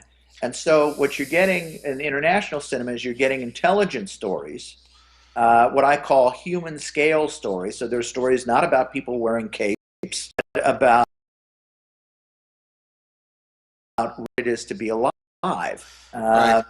And so that do it that don't get the distribution or the awareness over here that they should. What do you, I call it the pluralization that everything has this sort of Hollywood teenage rom-com kind of thing to it. But as I've gotten older, I mean, you'd mentioned earlier John Huston. I think his famous quote, I don't know if it's apocryphal or not, is that there was never been a great movie made that didn't have a great screenplay. And there's all different ways to have a great screenplay. I think 2001: A Space Odyssey has a terrific screenplay, even though a lot of people don't seem to recognize that. Mhm. La Dolce Vita has a great screenplay. But you look at a lot of the stuff of the last, well, I guess starting in the 19th century, and everything is so formulaic. We have, franchise name 6, Yeah. 7, 8. Whereas in the old days, you would have, we mentioned the Thin Man movies. It might be the Thin Man goes to Harlem or the Thin Man solves the case. And there Yeah. used to be these movie series, but it wasn't just 1, 2, 3, where it's the exact same thing over again. You would get the thin, even the lesser movies, the Charlie Chan movies would, which had a number of actors. They would at least be doing something, and it would be a fairly intelligent script. Even, yes, Charlie Chan was kind of racist and whatnot, but at least Charlie Chan himself was intelligent. Yeah. And now it's just it's regurg and regurg and regurg. Yeah. What do you think accounts for that? Well, I think that the Hollywood industry today is being run by people who don't really love movies as movies. I mean, the old studio moguls in the golden age studio system, they were businessmen. They wanted to make money, and they made a lot of silly movies that made money, but they also cared about movies as a whole and as an art form. They did. They cared about it because for them, they remembered when movies meant going and looking at a Nickelodeon of a train coming at you. So their whole orientation was to build up the prestige of film and of what movies could be and could do. They had that attitude. Now that went away. Now we have people in Hollywood who are saying, "Here's our business model. Okay, we're going to we're going to focus on the younger audience because they're the ones who are going into the movie theaters, and we're going to need to focus on doing movies that are I don't know they would put it this way, but are vanilla enough and broadly targeted enough to go across borders." Yeah. So that there are a lot of movies that were greenlit, even 20 years ago that would never be made today. I mean, one example is American Beauty. I'm not sure that movie would ever be made today because what you've got is exactly what you're saying. These franchises that are either animated stuff for kids or silly rom-coms for teens and tweens, action pictures.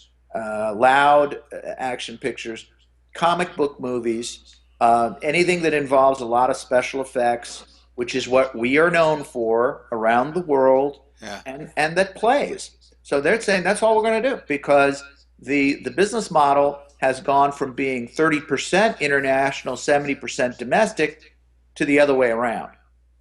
So it's just we're locked into this. The problem is what's actually up on the screen is not very good. And it doesn't even last. I had mentioned some of these movie channels like Get TV and whatnot, and sometimes I'll see an interesting movie. Just yesterday I saw Behold the Pale Horse with Gregory Peck playing a Spanish fighter who with Anthony Quinn, and it wasn't either of their best roles. Yeah. But even in this, maybe second tier level film, it's still leagues above even the most serious kind of things. I mean, yeah, you'll have a Terrence Malick, you'll have the fellow Steve McQueen. His first three films I think have been terrific. I think Yeah. he's right up there with the masters. But there was another film I saw that they have coming out on one of these channels that they were showing. It's from the late '90s with the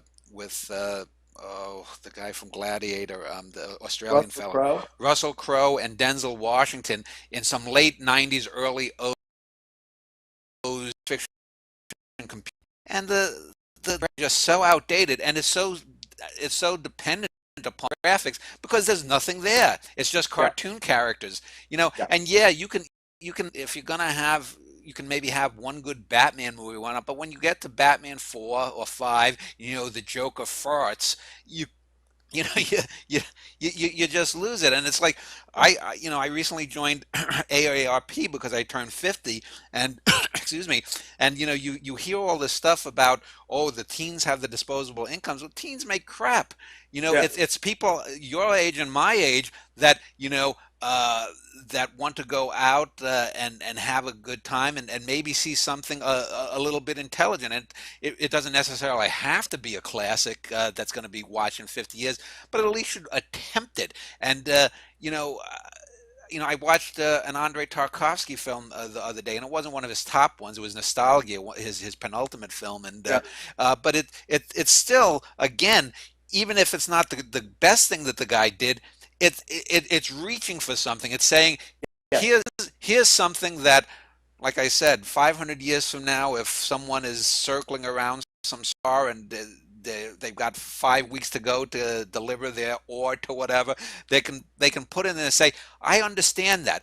I don't think that someone in there is going to be able to turn on a romantic comedy or some silly, Die Hard 23 and say, oh, that I really understand that. It's just so passe and so quickly. The expiration date is just gone. No, there's no question about it. It's like Chinese food. You're hungry 2 hours after. You're right. And one of the things that I love about older movies is that, for instance, the great director Ernst Lubitsch, he felt that he had an intelligent audience. And he thought that if he gave his audience credit for intelligence, for being able to pick up on subtle humor and in very intelligent, sophisticated dialogue, they'd rise to the occasion. That was his attitude. Yeah. The opposite is the case today. Hollywood gives us no credit for intelligence. They think that we will, they think they can use computer-generated effects and dazzle us visually, and that we don't really need a great story, and that we don't really need a great script. Everything now is grunts. I was watching Interstellar, which is an interesting movie, but Christopher Nolan, the music's so damn loud, and then Matthew McConaughey's sort of talking like this. I don't understand what he's saying. So to me, it's emblematic of this thing where dialogue really script isn't really that important anymore, or Hollywood doesn't think it is. And making these movies inside a computer is not helping this medium. And the truth is that I'm not saying special effects are bad or anything else, but you can't use it as a crutch. Or if you do use it as a crutch, you're forgetting about the fundamentals that make great movies great. And it does start with story and script, and we're losing that here. Thank God we still have it other places in the world, but there are. And I just want to say there are exceptions. I say 1 out of 10 movies, but 1 out of 10 means you got to deal with 9 that aren't so hot, and you got to know to get past them to the one good one. And so that's what Best Movies by Far is about, is getting you to that one good one without you getting frustrated and giving up. Yeah. Well, let's before we go back and talk about who you are and your growing up and your love of movies, let me just ask you a question, since you had mentioned about computer graphics and whatnot. I read something some months ago, and I don't remember if it was online or in maybe one of these magazines when I was at a doctor's office. Although most people at doctors' offices now just are addicted to their phones rather than actually reading the magazines. But I read something about, and I think it might have been the Bogart estate, that some old-time Hollywood actors like the Bogart estate or the Cagney estate or Charlie Chaplin, that they are thinking of somehow leasing the rights to the images for computerized movies in the next decade or so. What do you? I mean, I'd have to think. To me, this is insane. This is like colorizing movies. I mean, a digitized Humphrey Bogart, in a movie, say with John Wayne and Charlie Chaplin, some banana. I mean, the whole idea just seems so damn bizarre. I mean, have you heard of these kinds of things about these right? I can only hope. I can't really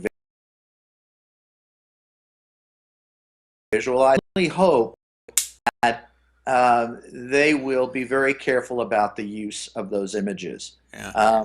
And I'm presuming that that will be the case. It won't just be, oh, you can do whatever you want with it. It'll have to get vetted and approved as to exactly how are you using, Bogart's image or Chaplin's or anything else.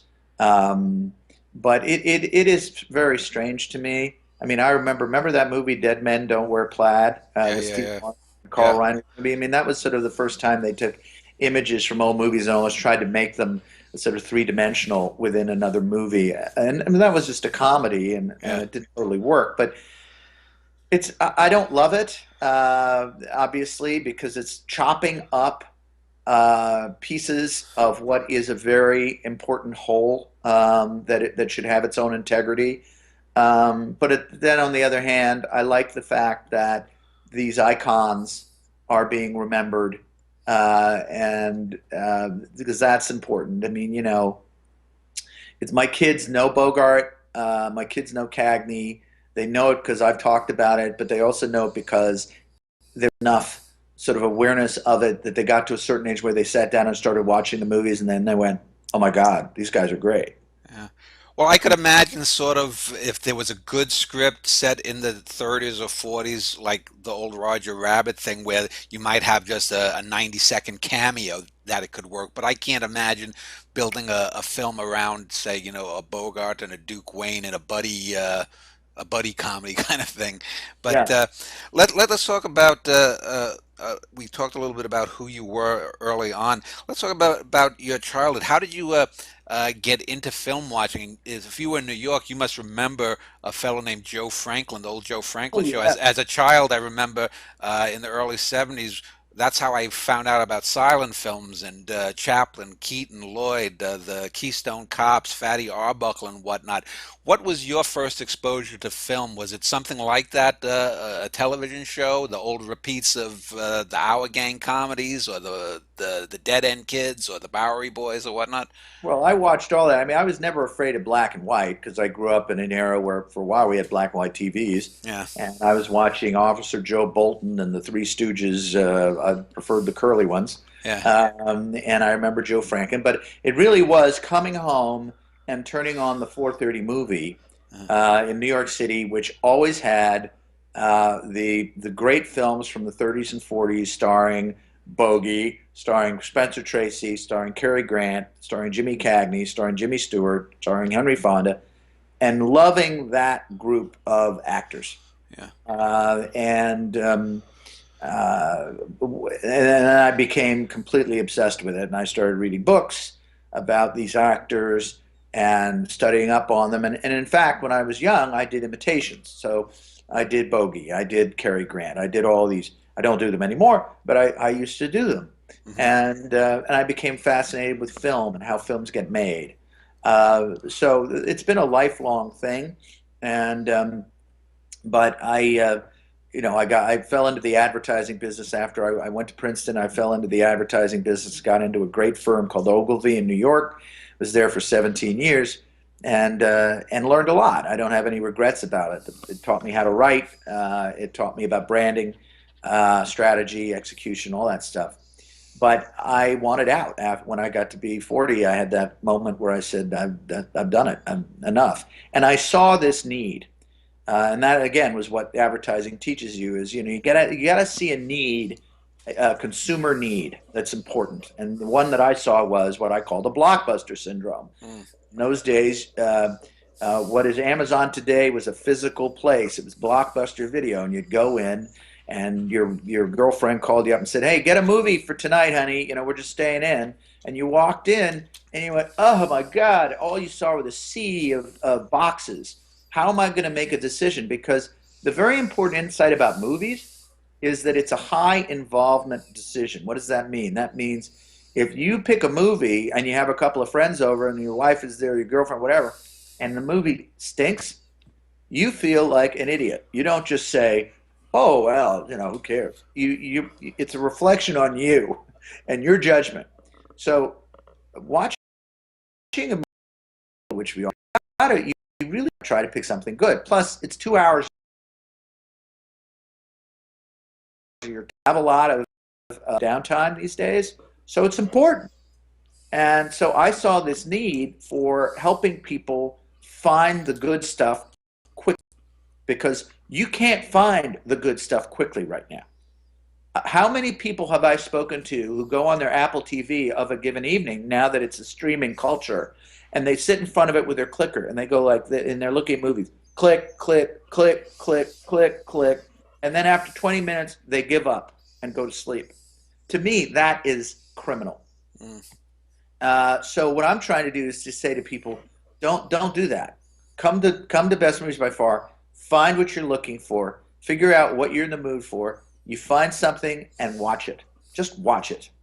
And you're going to be happy. And guess what? You'll probably start watching movies more frequently because you're having a better experience watching movies. You're getting more out of them.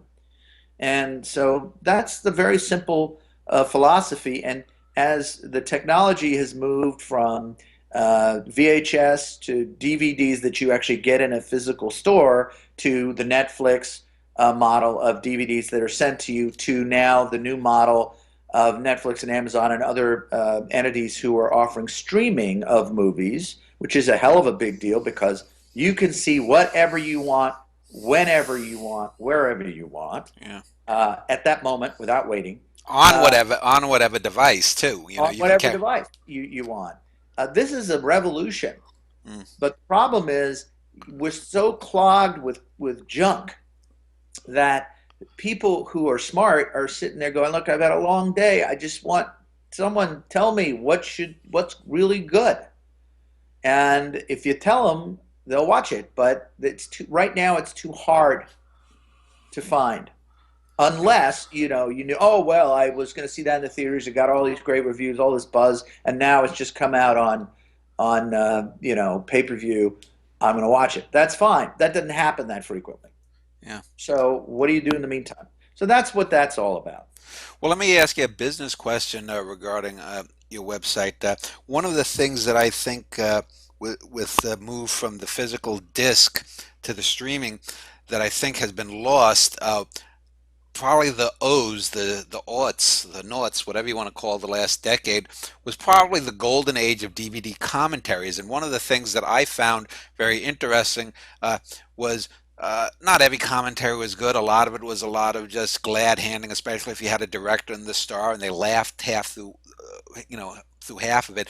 But there were a lot of good commentaries. Some of them were historically based, especially like I have some Cagney and Hitchcock box sets where you get a lot of information about the director did this, the backstage story, some of the things you talked about. In other commentaries, you get really a dissection of scenes and whatnot.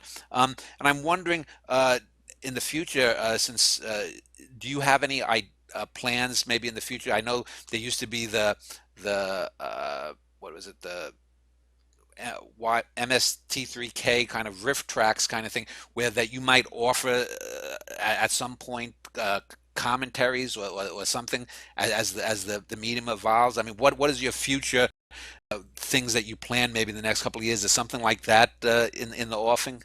Well, it's interesting you asked that question, because what I actually do now, and I hadn't mentioned it because Best Movies by Far is more than a website, is I go all up and down mainly the East Coast doing talks and introducing movies.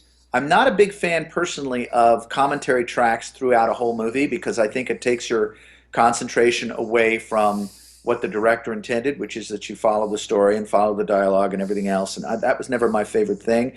And I think some buffs, movie buffs, love it because they've seen the movie already and they want to hear what the director has to say frame by frame. That's fine. I don't think that's something that's a huge deal for most movie watchers who are more casual.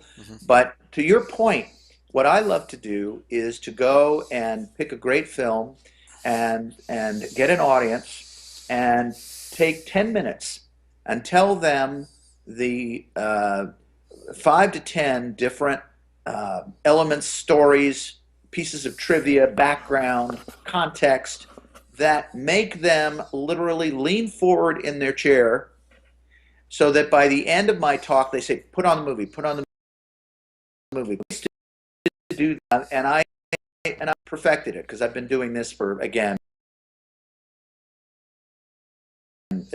talks, all private events all over the country, and clubs and organizations, and it always works. People want that extra nugget of insight into a movie, into how it was made, into what was going on when it was made, into how the director worked with the stars, how the stars got along, why it's important as a film, placing it in context.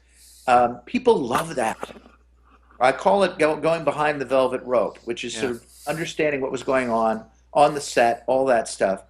And so that will never go out of style, and I will continue to do more and more of those speaking engagements. And my hope is to be able to get on air and to do more of it that way as well. Do you have, like, are you planning maybe like having a film festival? Because I know when in researching this, the Bogart estate has a Bogey Film Festival, I think down in the Keys. Do you plan on sometime maybe having like a 10 movie marathon, say at a theater in New York? Yes. I mean, movie club where people come and I curate movies and again in bringing back historic cinemas and turning them into arts houses, not-for-profit member-supported arts houses that show classic films, but also independent documentary and foreign films, first run, and doing events and having celebrities come. And I've interviewed, Paul Newman and Tim Robbins and Robert Altman and all these people on stage. I want to do more of that because I'm now got another cinema that I'm doing that, where I'm doing that. Very exciting, up in Bedford, New York, which is north of New York City by about an hour, and there are tons of celebrities. Is that near Kingston? Is that up near Kingston? I don't know if it's near Kingston. It's near Chappaqua, where President Clinton lives. Okay. And it's a very nice area, but it's like Hollywood East. We've got a lot of directors and stars up there who are actually very supportive of this project. So while Best Movies by Far really recognizes the fact that people are going to be watching more movies how they want to watch it, and if they want to stay in and watch it at home, they're going to be able to do it because they've got the beautiful flat screen. They're able to stream. It's all very convenient and easy. That there still is a place for exhibition, for the communal aspect of going to the movies. But I got to tell you, the for-profit chains, unless they wake up, they're going to have a tough time of it. Yeah. Because they need to focus on delivering an experience that's more than just what's up on the screen. That's about everything else. And a lot of these cineplexes or multiplexes are downright depressing. Yeah, I agree wholeheartedly. Let me just ask a final question in this segment. I know when I was a child and I would turn on the $1 Million Movie or the 4:30 movie or something, and I'd watch on screen. As a kid, I always associated the movie with the actor. It was a John Wayne movie. It was a Cagney or a Bogart movie. It was a Jimmy Stewart movie. As I got older and would watch movies, and I learned more about camera movement, or I learned more about screenplays and the little ticks and whatnot, I looked at movies more director based, and you can't mistake a Stanley Kubrick movie or an Orson Welles movie for just some hack director who's just thrown into a project. How, from say your youth when you first watched movies to your middle age, as you've now become more involved in the movie business, how have you had a similar evolution as how you viewed the art of cinema? Well, to me, it's a case by case examination, and to your point, if it is a big movie star, if it's a Bogart or a Nicholson, you're going to say it's a Jack Nicholson movie. I just saw that new Jack Nicholson movie. If it's Well, unless it's The Shining, then that's a Kubrick movie. I mean, let's face it. Well, you're exactly right. You're right. So it depends on whether a film is more the work of an auteur, like Kubrick, or whether it's a more popular film that's driven by the star power in the film. Yeah. So you're right. Like Strange Trade, nobody's going to say, "Oh, I just saw that Farley Granger movie." Yeah. You're not going to say that. Yeah. It's Hitchcock. Yeah. And you're right. La Dolce Vita. You don't say, "Oh, yeah, it's a great Marcello Mastroianni picture." You say it's a Fellini movie. Yeah. So but when I think of The Searchers, well, it's funny that you mentioned that because you could go either way on The Searchers. You could say that's a John Wayne movie. You could say it's a John Ford movie. It varies. But you mentioned the auteur theory before, yeah, and it's absolutely true. There are movies that are very much paying off that theory, that are driven by the directors, and so you think of it as that director's film. But there are also a lot of usually more popular films where where it is about the star power. And a lot of those Hollywood movies are that way from the old Hollywood because it wasn't an auteur culture. The directors were journeymen. They were working for studios. They did what was asked of them, much like the actors. Although, I know, there's Howard Hawks and there's William Wyler and, there's John Ford and John Huston. And some of them are known for certain things or certain style and where they could do and have George Cukor. A lot of variety. That's a very way of saying it depends. Okay, well, let's wrap up this segment, and when we get back, we'll just wrap up the whole interview, give you a few closing remarks, and talk about what you have planned coming up in the future.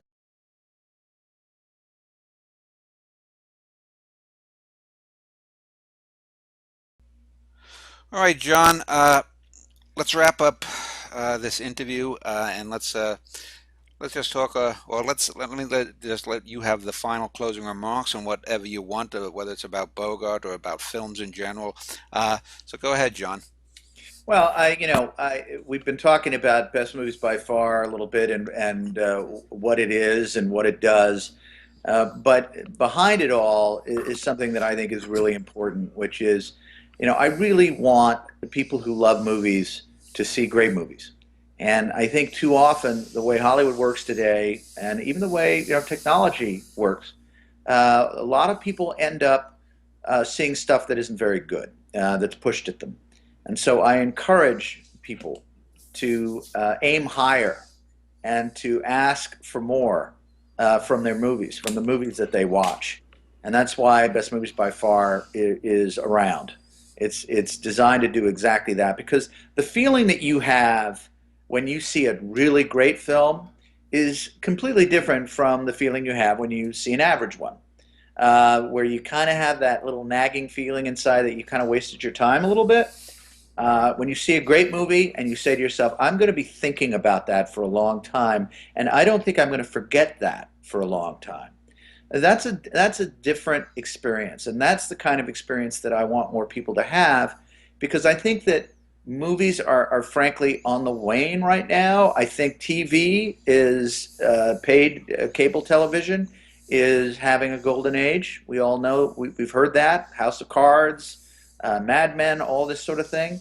But at the end, that's TV. That's very good TV, but it's episodic TV. And I love the 2-hour feature film format. The ability to tell a story in under 2 hours that leaves you moved.